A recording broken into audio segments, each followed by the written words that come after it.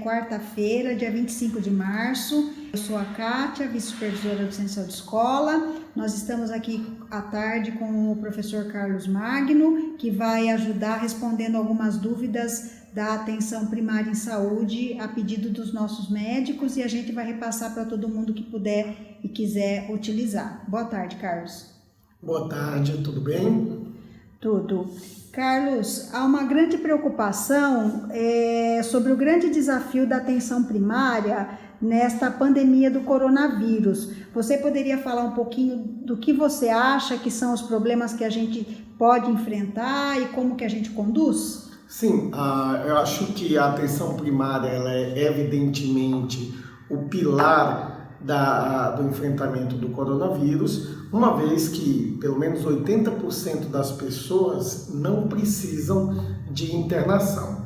Na realidade, hoje a gente acha que uma fração dessas pessoas nem precisa ir ao médico. Então, a atenção primária ela tem o desafio de fazer a triagem de quem são as pessoas que estão mais graves ou menos graves, fazer o acompanhamento, porque nós sabemos que os casos de coronavírus que ficam graves são tardios, e também continuar a fazer o atendimento usual para aquelas pessoas que não podem dispensar a sua assistência à saúde no contexto da atenção primária. Então, vai continuar a haver hipertensos, diabéticos, pessoas com algumas doenças como tuberculose, que vão precisar continuar a ser seguidas na atenção básica. Então, a primeira ideia da atenção primária é a seguinte: nós temos que proteger os profissionais de saúde e proteger esta outra população que não está com síndromes gripais ou afetadas pelo coronavírus. Na medida do possível, esses dois fluxos de atendimento devem ser espacialmente separados.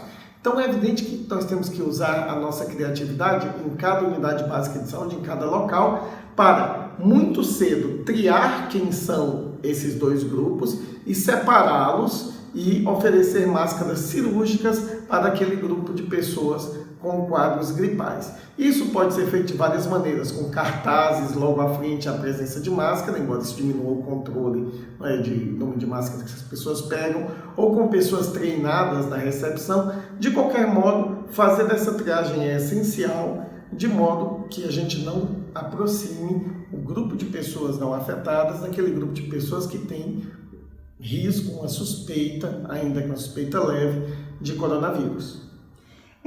Essa questão da proteção individual, ela é um ponto bastante polêmico, né? A gente tem visto de tudo dentro do mesmo ambiente, gente com máscara, sem máscara, com o avental de proteção em cima do outro. Então, efetivamente, o paciente que vai ser atendido com sintoma está de máscara, e como que então deve ser o procedimento de proteção do médico ou do profissional que vai atender esse com quadro respiratório. E para os outros, por exemplo, como você disse, estou indo lá para um atendimento com uma queixa específica de dor lombar. O profissional que vai atender esse paciente, depois que ele já foi triado, que é um quadro não gripal, qual é a necessidade de algum equipamento de proteção individual para este profissional? É uma ótima pergunta e uma questão que é sempre posta, né? Que ela é análoga àquela situação de se as pessoas na rua devem usar máscaras cirúrgicas. Então vamos dividir em duas situações. A pessoa que está atendendo alguém com quadro gripal, e hoje em dia qualquer quadro gripal pode ser coronavírus, certo? Essa pessoa ela deve usar a máscara cirúrgica, o avental descartável e luvas. Uma vez que ela atende aquela pessoa, ela tem que trocar o avental descartável e as luvas para atender um outro paciente. Isso é absolutamente necessário para evitar a transmissão por contato. Porém, a transmissão principal é por gotículas, então a máscara é muito importante. Você não tem que trocar a máscara entre dois atendimentos e você não vai manipular a máscara. Uma máscara cirúrgica dura, funcionando em algo entre 2 e 4 horas, com um excelente funcionamento. Então, se alguém está atendendo em série pacientes com risco, ele pode trocar o avental e as luvas e permanecer com aquela máscara até o momento que ele precise tirar a máscara para tomar um café, tomar uma água, ou mesmo porque passaram 2 horas de uso daquela máscara cirúrgica.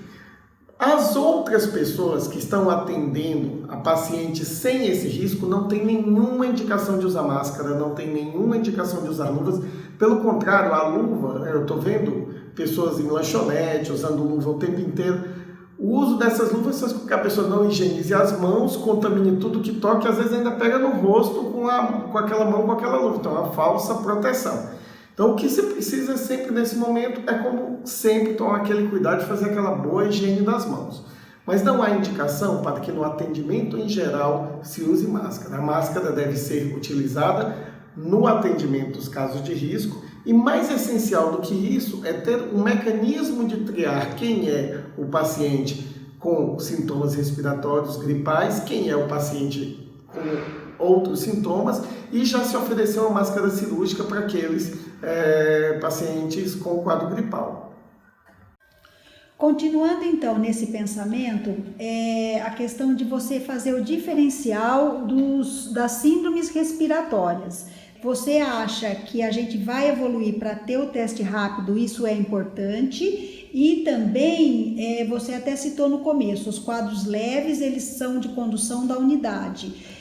A febre, ela é um bom diferencial de que deve procurar a unidade, e também nos casos em que eu avaliei uma síndrome gripal, mandei para casa para ficar em isolamento e em observação, a unidade faz o contato com esse paciente por via telefônica com orientações de sinal de alerta, ou há necessidade de marcar um retorno para esse paciente na unidade? Excelente, essas são excelentes questões. 5 dias atrás nós fizemos um treinamento para o atendimento telefônico do município de Botucatu e também para as equipes de atendimento domiciliar. Então, em primeiro lugar, estamos tentando fazer o máximo possível de pessoas não precisarem ir à atenção primária à saúde. No entanto, temos um grande medo de deixarmos pessoas com pneumonias em casa e acabarmos tendo quadros graves porque não foram identificados e receberam medicação na hora certa. A gente sabe que pneumonia, o atraso da medicação é um fator importante. Então, neste momento, há um questionário que foi elaborado pela equipe da Secretaria Municipal da Saúde, e nesse questionário há alguns itens que fazem com que esteja encaminhado ao UBS. Um desses itens é a febre. Alguém dirá, não é todo mundo com febre que precisa ir na UBS. Isso é verdade. Mas é muito difícil você ter um questionário que dê conta de todas as sutilezas, porque cada caso tem a sua sutileza. Então vai um pouco também da experiência e da intuição do profissional que está atendendo. A gente tenta fazer uma norma que funcione o mais amplamente possível. Uma vez que esse paciente é atendido, ele está em bom estado geral, é importante fazer um acompanhamento por telefone, porque esse paciente pode piorar, e uma grande preocupação, porque as séries clínicas mostram que a piora ocorre lá pelo 7º ou 8º dia. Então, alguém pode estar bem quando veio o primeiro atendimento, e como não existe uma medicação contra o vírus ainda, esse paciente pode, daqui a 6, 7 dias, piorar. Nós já conhecemos isso do dengue. Dengue já é assim, então o que é preciso é fazer o acompanhamento, mas ele pode ser feito por telefone, sem a necessidade de que o paciente retorne à UBS. Quanto a diferenciar quadros gripais, aqui vamos dividir em duas questões. Uma que é importante é diferenciar o paciente que pode continuar em casa do paciente que precisa vir a um hospital, a unidade, a um pronto-socorro, a unidade de pronto atendimento. Esse paciente, esse critério já foi bem estabelecido.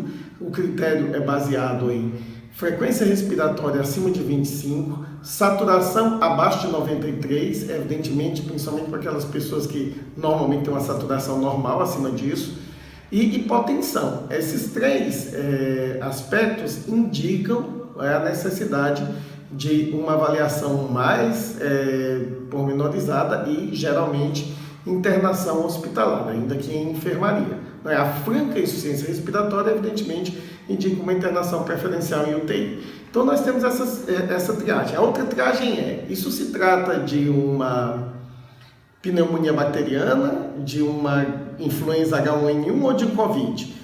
Há casos que são claramente pneumonia bacteriana. Se você não tem nariz congesto, você não tem dor de garganta, você não tem tosse, como alguns casos que a gente tem visto, mas tem dispneia e depois faz um raio-x tem um infiltrado, isso é uma pneumonia bacteriana. Vários casos aqui nós temos identificado e aberto o isolamento, porque é uma pneumonia bacteriana claramente. Agora, o quadro gripal é impossível de se dizer a partir dele se é Covid ou se é influenza. Então, todos os quadros gripais que se incluam naquela situação de indicação, se fosse influenza, de indicação do oseltamivir, ou seja, pacientes que estão mais graves ou os pacientes que estão naquelas condições consideradas de risco, como obeso.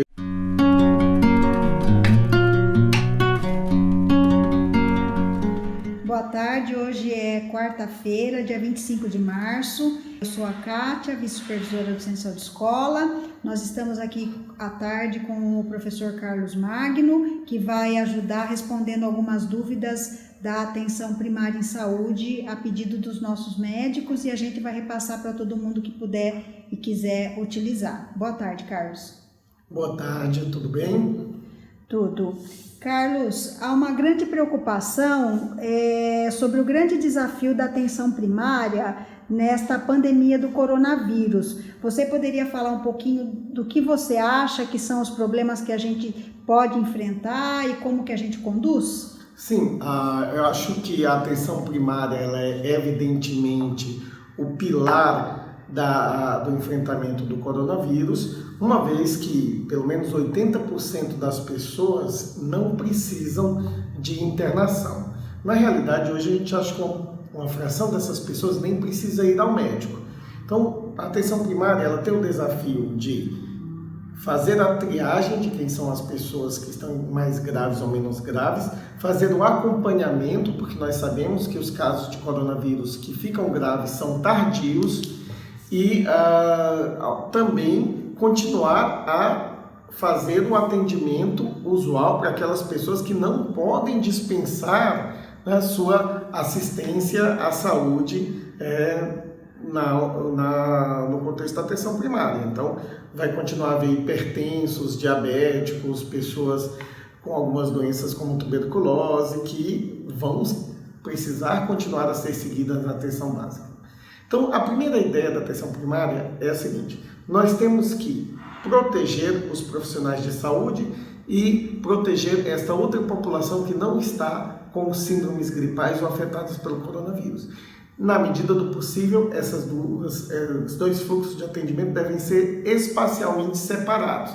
Então, é evidente que nós temos que usar a nossa criatividade em cada unidade básica de saúde, em cada local, para muito cedo triar quem são esses dois grupos e separá-los e oferecer máscaras cirúrgicas para aquele grupo de pessoas com quadros gripais. Isso pode ser feito de várias maneiras, com cartazes logo à frente à presença de máscara, embora isso diminua o controle de número de máscaras que as pessoas pegam, ou com pessoas treinadas na recepção. De qualquer modo, fazer essa triagem é essencial, de modo que a gente não aproxime o grupo de pessoas não afetadas daquele grupo de pessoas que tem risco, uma suspeita, ainda que uma suspeita leve, de coronavírus.